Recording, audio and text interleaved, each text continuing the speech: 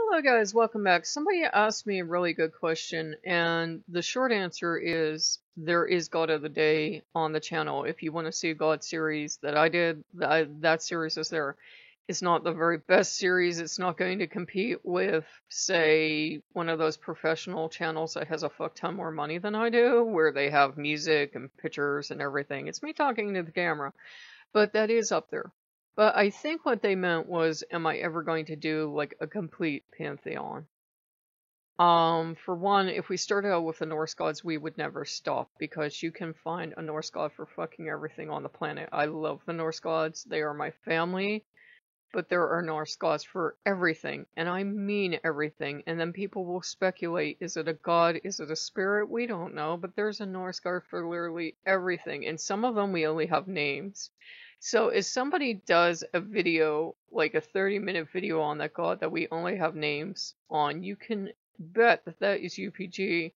Or they took one line and they really did a really good fancy job of putting stuff together. And that's not bad if you feel called to a god with like exactly one line or just a job description and you end up working with them, that's fine. But we've seen in the pagan community, especially in the heathen community, UPG can take us to some scary places. So for one reason, that's why I never do a complete pantheon, because when you start getting entirely into UPG land and you hit that pretty damn fast with just the Norse pantheon alone, um, then you have to be very careful whether you're having legitimate UPG, and we can all do this, or you're slipping into fantasy land. And you have to be very careful that you're actually getting something back from the gods that isn't feeding into your worldview. If all my gods are agreeing with me or all my gods are disagreeing with me, I know it's usually probably me talking to myself. Usually you're going to get a mixture of both. And the second problem is if you start doing a pantheon, let's say I go into the Egyptian pantheon. I don't work very often with Egyptian gods, though I've worked with them a lot in the past. Sometimes they like open doors. Sometimes they like that you did that video and they're coming to see you and know what do you do. Um, And gods are very smart. Well, you did the video, right? You either will owe them because you got views from it, you got paid in a way, or you did this video on me, you obviously want a relationship. And how do you explain to a powerful deity that you do not want a relationship? You were just doing the video to get views.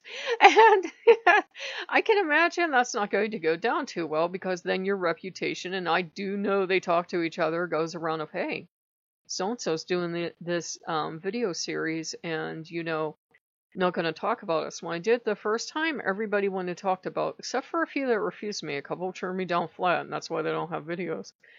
But it can also be gods will take advantage. Like I said, they will come in and they will sleep on your couch, and they aren't going to do anything for you. But if you're going to do a whole Egyptian series, by all means, get the Egyptian gods some promotion. They would like that. They like worship. They like attention. So they would like me to do a series. Raw's name has been popping into my head all day, and then all of a sudden I found myself talking about Osiris. And I can't say that name too loud in this house. He would very much like me to come over and work with him, and I keep wondering if it's actually him or Set, because it's kind of this trickster energy of come here, and I'm like, I don't really associate Osiris with a trickster, though, if anyone was going to come back to life and rule the underworld after being, having his adventures, it would be a trickster kind of deity. Though that's never a label you're going to see put with Osiris, to be clear, but it's always this kind of, I know this call over, it doesn't bode well for me, and I always get scruffed. There was absolutely one time, and one time only, I was allowed to go close enough to look. It was like he just wanted to look, but it was like, almost like he was like this close. I think he may have actually called me daughter, and Odin was like, the hell you say? And Odin just drugged me back, and so did Loki, and they're like, you're never going near him again. What's the matter with you?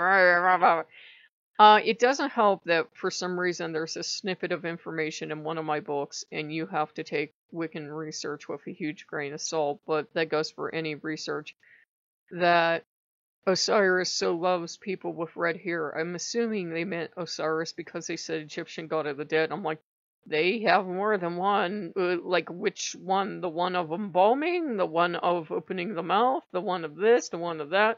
The one of weighing the heart? Which one?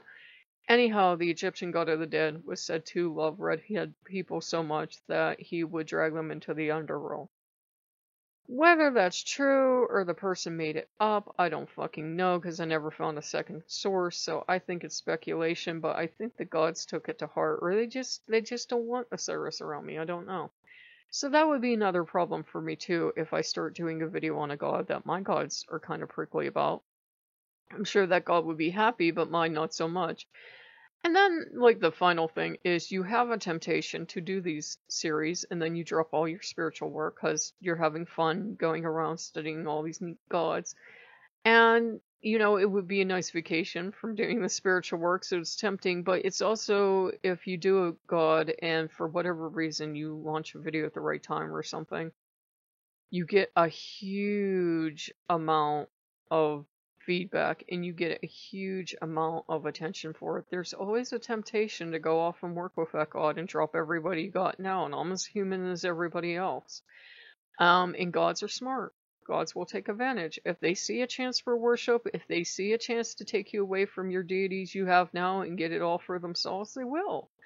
They will learn to love you in time, but when you first meet them, they will definitely have that thing of taking advantage of you. It's not that the gods are out to get us, they're not. They'll learn to love us in time. They may even be attracted to us, and that's why they're working with us. But they're used to humans taking advantage of them, so they'll return the favor. You know what I mean? They're very well aware a lot of humans work with them as long as the YouTube channel's popular, as long as they're getting money, as long as they're selling giggles and fun. The god's getting something out of it too. But they also have the very canny idea that they will work with you until the well runs dry sometimes. And sometimes when they first come, they're really ready to take advantage of you. I hated the Voodoo and Loa when I first started working with them, because it was clear they were all trying to shake me down for everything I had, and I really hated them, and I couldn't understand why they called me to them. After a while, I developed a loving relationship with them, but, you know, I always had in the back of my head how they treated me when they first met me. So over time, I really don't work with them anymore. Norse gods at least try to, at very first, be better towards you and, you know, treat you well. And I'm not trying to speak ill of the Loa. I love them, but, you know, it was a very bad experience when I first started working with them because I didn't want to work with them anyhow. So it depends on what you're looking for, I guess, when you start doing these series. Sometimes you'll have good things, but it's also like I would want to avoid the temptation of I did a video, therefore you owe me a goodie. Like I did a video on, say, all the Egyptian pantheon, then therefore they'd owe me goodies. They wouldn't owe me anything because I'm trying to run a channel, I'm trying to do what people want to see. If I did that Egyptian series because people wanted to see it, that would be my reward, is hopefully getting a lot of views on it. So it is something we've talked about. Some days the gods say absolutely no, some days they say maybe, some days they don't seem like they care either way. But I personally don't get comfortable, that's the final point, doing a god that I haven't researched because I can't tell you what your experience is going to be like. At least with Loki and Odin, I really can't tell you what your personal experience is going to be like, but I can say, here's what they do in my life on a day-to-day basis. They drive me crazy. I can't do that with other gods, and believe me, I felt a lot of temptation to start researching South America, to do First Nations, to do all this other, so my thing went off, to do all these other pantheons, but it's a thing of I wouldn't personally feel comfortable. I don't think the gods themselves would care. I especially don't think they're going to turn down free press.